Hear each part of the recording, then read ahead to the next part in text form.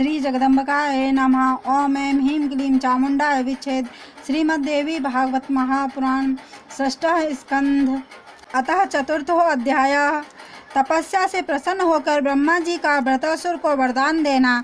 त्वष्टा की प्रेरणा से वृत्रासुर का स्वर्ग पर आक्रमण करके अपने अधिकार में कर लेना। इंद्र का पितामह द्वारा और भगवान शंकर के साथ वैकुंठ धाम जाना। व्यास जी बोले, उस वृत्रासुर को दृढ़ प्रतिज्ञ देखकर तप में विघ्न डालने के लिए गए हुए देवगण अपने कार्य की सिद्धि से निराश होकर वापस लौट आए।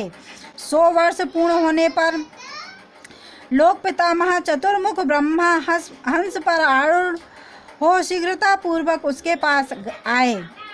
आकर उन्होंने उनसे कहा, हे त्वष्टा के पुत्र, तुम सुखी हो।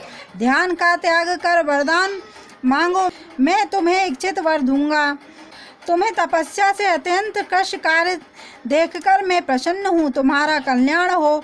अब तुम अपना मनोभिलाषित वर मांगो। व्यास जी बोले, अपने समक्ष खड़े जगत के एकमात्र स्पष्टता ब्रह्मा जी की अत्यंत गंभीर और अमृत तुल्य वाणी सुनकर वह वृत्रासुर योग ध्यान त्याग कर सहसा उठ खड़ा हुआ। हर्षातिरेक से उसके नेत्रों से अश्रुधारा बहने लगी। ब्रह्मा जी के चरणों में सिर रखकर प्रणाम करके दोनों हाथ जोड़कर वह उनके समक्ष स्थित हो गया और तपस्या से प्रसन्न तथा उत्तम वर देने वाले ब्रह्मा जी से विनयान्वित होकर प्रेम पूर्ण गदगद वाणी से कहने लगा, हे प्रभु, मैंने आज समस्त देवताओं का पद प्राप्त कर लिया, जो कि मुझे शीघ्र ही आपका अत्यंत दुर्लभ दर्शन प्राप्त हो गया। हे नाथ, हे कमलासन, आप सबके मन के भाव जानते हैं। फिर भी मेरे भक्तिपूर्ण मन में एक दुर्लभ अभिलाषा है, उसे मैं आपसे कह रहा हूँ। लोहे, काष्ठ, सूखे या गीले बांस द्वारा निर्मित तथा अन्य किसी शस्त्र से मेरी कभी मृत्यु ना हो। मेरा पराक्रम अत्यंत बढ़ जाए, जिससे मैं युद्ध में उन बलवान देवताओं से अजय हो जाऊं। व्यास जी बोले, उसके इस प्रकार प्रार्थना करने पर ब्रह्मा जी उससे हंसते हुए बोले, हे वत्स, उठो और घर जाओ। तुम्हारा मनोरथ निश्चय ही पूर्ण होगा। तुम्हारा कल्याण हो। न सूखी न गीली वस्तु से, न तो पत्थर या लकड़ी द्वारा निर्मित शस्त्र से ही तुम्हारी मृत्यु होगी। यह मैं सत्य कह रहा हूँ। ऐसा वरदान देकर ब्रह्मा जी अपने दिव्य लोक को चले गए और वृत्रासुर भी वरदान प्राप्त कर प्रसन्नता पूर्वक अपने महाबुद्धिमान वृत्रासुर ने पिता के सम्मुख उस वरदान को सुनाया। तब त्वष्टा भी पुत्र के वरदान प्राप्त करने से अत्यंत प्रसन्न हो गए। उन्होंने कहा, हे महाभाग, तुम्हारा कल्याण हो। मेरे शत्रु और तीसरा के हत्यारे पापी इंद्र को मार डालो। उसे मार कर आ जाओ। युद्ध में विजय प्राप्त कर तुम देवताओं के अधिपति बनो। पुत्र हत्या से उत्पन्न मेरे महान मानसिक संताप को तुम दूर करो। जीवित अवस्था में पिता की आज्ञा का पालन करने, मृत्यु तिथि पर पर्याप्त भोजन कराने तथा गया में पिंडदान करने, इन तीनों से ही पुत्र का पुत्रत्व सार्थक होता है। अतः हे पुत्र, तुम मेरे बहुत बड़े दुख को दूर करने में समर्थ हो। तीसरा मेरे चित्त से कभी हटता नहीं। उस सुशील, सत्यवादी, तपस्वी और वेद वेत्ता को बिना किसी अपराध के ही पाप बुद्धि वाले उस इंद्र ने मार डाला। व्यास जी बोले, उनकी ऐसी बात सुनकर परम दुर्जय वृत्रासुर रथ पर सवार हो शीघ्र ही अपने पिता के घर से निकल पड़ा। रणभेरियों की ध्वनि तथा महान शंखनाद कराकर उस मदोमत ने प्रस्थान किया। इंद्र को मारकर निष्कंटक देवराज अधिकृत कर लूँगा, ऐसा सेवकों से कहते हुए वह नीतिवान व्रत निकल पड़ा। ऐसा कहकर सैनिकों के महान घोष से अमरावती इंद्रपुरी को भयभीत करता हुआ वह अपनी सेना के साथ शीघ्रता पूर्वक निकला। हे भारत, उसे आता हुआ जानकर भयभीत इंद्र भी शीघ्रता पूर्वक सेना की तैयारी करने लगे। उन शत्रु दमन इंद्र ने शीघ्र ही सभी लोकपालों को बुलाकर उन्हें युद्ध की तैयारी करने के लिए प्रेरित किया। उस समय वे अत्यंत कांतिमान लग रहे थे। तत्पश्चात गृध्र व्यूह का निर्माण करके इंद्र युद्ध के लिए डट गए। उसी समय शत्रु सेना का विध्वंस कर डालने वाला वृत्रासुर भी वहां वेगपूर्वक आ गया। तब युद्ध क्षेत्र में अपने अपने मन में विजय की इच्छा रखने वाले इंद्र और वृत्रासुर की देव दानव सेनाओं में भीषण संग्राम होने लगा। इस प्रकार परस्पर युद्ध के उग्र और भयानक हो जाने पर देवगण व्याकुल और दानव अत्यंत प्रसन्न हो गए। उस युद्ध में तोमर, भिंदीपाल, तलवार, परशु और पट्टिस इन अपने अपने श्रेष्ठ आयुधों से देवता और दैत्य एक दूसरे पर प्रहार कर रहे थे। इस प्रकार के हो रहे रोमांचकारी और भयंकर संग्राम में क्रोधाभिभूत वृत्रासुर ने अचानक इंद्र को पकड़ लिया। हे महाराज, वृत्रासुर इंद्र को कवच, वस्त्र आदि से रहित करके अपने मुख में डालकर स्थित हो गया और पूर्व वैर का स्मरण करते हुए वह अत्यंत प्रसन्न हुआ।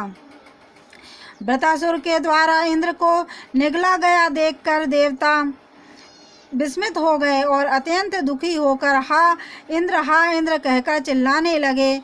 जब देवताओं को यह ज्ञात हुआ कि इंद्र को वृत्र ने मुख में रखकर छिपा लिया है तो वे अत्यंत दुखित होकर बृहस्पति के पास गए और उनसे दीन वाणी में बोले, हे द्विजश्रेष्ठ, देव सेना से सुरक्षित इंद्र को वृत्रासुर ने अपने मुख में रख लिया है। अब हम क्या करें?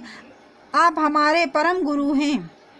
इंद्र के बिना हम लोग क्या करें? हम सब पराक्रमहीन हो गए हैं। हे विभो, इंद्र की मुक्ति के लिए आप शीघ्र ही अभिचार क्रिया कीजिए। बृहस्पति बोले, हे देवताओं, क्या किया जाए? उसने इंद्र को मुख में रख लिया है। वृत्रासुर के द्वारा पीड़ित वे इंद्र उस शत्रु के मुख में भी जीवित हैं। व्यास जी बोले, इंद्र को उस स्थिति में प्राप्त देखकर चिंतित देवताओं ने भली भांति सोचकर उनकी मुक्ति के लिए शीघ्र ही एक उपाय किया। उन्होंने अत्यंत शक्तिशालिनी और शत्रुनाशिनी जमाई का सृजन किया। इससे उसे जमाई आते ही उस वृत्रासुर का मुख खुल गया। तत्पश्चात जमाई देते हुए वृत्रासुर के मुख से वल नामक दैत्य का नाश करने वाले इंद्र अपने अंगों को संकुचित करके बाहर निकल आए। उसी समय से संसार के सभी प्राणियों के शरीर में जमाई विद्यमान रहने लगी। इंद्र को बाहर निकला हुआ देखकर सभी देवता हर्षित हो उठे। तब उन दोनों में तीनों लोकों के लिए भयानक, रोमांचकारी और भीषण युद्ध प्रारंभ हो गया, जो 10,000 वर्षों तक चला।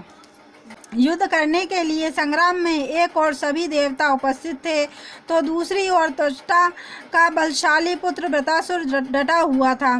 वरदान के अहंकार से उन्मत्त वृत्रासुर का उत्कर्ष जब रण में प्रबल हो गया तब उसके तेज से पराक्रमहीन इंद्र पराजित हो गए।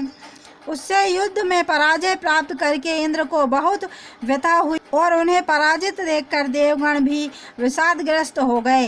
तब इंद्र आदि समस्त देवता युद्ध छोड़कर भाग गए और वृत्रासुर ने शीघ्रतापूर्वक आकर अमरावती पर अधिकार कर लिया। अब वह वरदान समस्त देवोद्यानों का बलपूर्वक उपभोग करने लगा। उस दैत्य वृत्रासुर के द्वारा गज श्रेष्ठ ऐरावत भी अधिकार में कर लिया गया। हे राजन, तत्पश्चात उसने समस्त विमानों को ग्रहण कर लिया और अश्वश्रेष्ठ उच्चेश्वा को भी अपने अधीन कर लिया। उसी प्रकार कामधेनु, कल्पवृक्ष, अप्सराओं का समूह तथा रत्न आदि जो कुछ भी था वह सब उस त्वष्टापुत्र व्रत ने अपने अधिकार में कर लिया। अब राज्ययुक्त होकर सभी देवता पर्वत की कंदराओं में रहकर अत्यंत दुख प्राप्त करने लगे। वे यज्ञ भाग और देव सदन दोनों से वंचित हो गए। वृत्रासुर देवराज पाकर वृत्रासुर देवराज पाकर मदोमत्त हो गया। तुष्टा भी अत्यंत सुख प्राप्त कर पुत्र के साथ आनंद पूर्वक रहने लगा। हे भारत, देवगण अपने कल्याण के लिए मुनियों के साथ विचार विमर्श करने लगे कि इस स्थिति के प्राप्त होने पर अब हमें क्या करना चाहिए। ऐसा विचार करके भय मोहित वे देवगण इंद्र के साथ कैलाश पर्वत पर गए और वहां देवाधिदेव भगवान शंकर को प्रणाम करके विनम्रता पूर्वक हाथ जोड़कर कहने लगे, हे देव, हे महादेव, हे कृपा सागर, हे महेश्वर, वृत्रासुर से पूर्णतः पराजित हम भयभीत देवतागण की रक्षा कीजिए। हे देव, उस महाबली ने देवलोक पर अधिकार कर लिया। हे शंभु, हे शिव, अब हमें क्या करना चाहिए, अब हमें सही सही बताइए। हे महेश्वर, हम राज्य भ्रष्ट क्या करें और कहाँ जाएं। हे ईश्वर, हम इस दुख के विनाश के लिए कोई भी उपाय नहीं जान पा रहे हैं। हे भूतेश, हमारी सहायता कीजिए। हे कृपा निधान, हम सब बहुत दुखी हैं। हे विभो, वरदान के प्रभाव से मदोमत वृत्रासुर का वध कीजिए। शिव जी बोले, ब्रह्मा जी को आगे करके हम लोग विष्णु लोक चल करके वहाँ उन श्री हरि के पास जाकर उस वृत्रासुर के वध के उपाय पर विचार करेंगे। वे जनार्दन भगवान विष्णु शक्तिशाली, छल कार्य में निपुण, बलवान, सबसे बुद्धिमान, शरणदाता और दया के सागर है। उन देवेश के बिना हमारा प्रयोजन सिद्ध नहीं होगा, इसलिए सभी कार्यों की सिद्धि के लिए हमें वहीं चलना चाहिए। व्यास जी बोले, ऐसा विचार कर ब्रह्मा, शिव तथा इंद्र आदि सभी देवता शरणदाता और भक्त वत्सल भगवान विष्णु के लोक गए। वैकुंठ धाम में पहुंचकर वे देवता वेदोक्त पुरुष सूक्त से उन परमेश्वर जगत गुरु श्री हरि की स्तुति करने लगे। तब भगवान जगन्नाथ कमलापति विष्णु उनके सम्मुख उपस्थित हो गए और सभी देवताओं का सम्मान करके उनसे बोले, हे लोकपालगण, आप लोग ब्रह्मा और शिव जी के साथ यहाँ क्यों आए हैं। हे श्रेष्ठ देवताओं, आप सभी अपने आगमन का कारण बताएं। व्यास जी बोले, भगवान विष्णु का यह वचन सुनकर भी देवगण उन रमापति से कुछ बोल न सके और वे चिंतातुर होकर हाथ जोड़े खड़े रहे। इति श्रीमद्देवी भागवते महापुराणे अष्टादशसहस्रस्यां संहितां षष्ठः स्कन्धे ब्रह्मनेतृत्वे सेन्द्रे सुरे विष्णु शरणगमन वर्णनम नामा चतुर्थो अध्याय। और देवी भागवत की महिमा सुनना अगर आपको पसंद है तो चैनल को लाइक एंड सब्सक्राइब करें। धन्यवाद।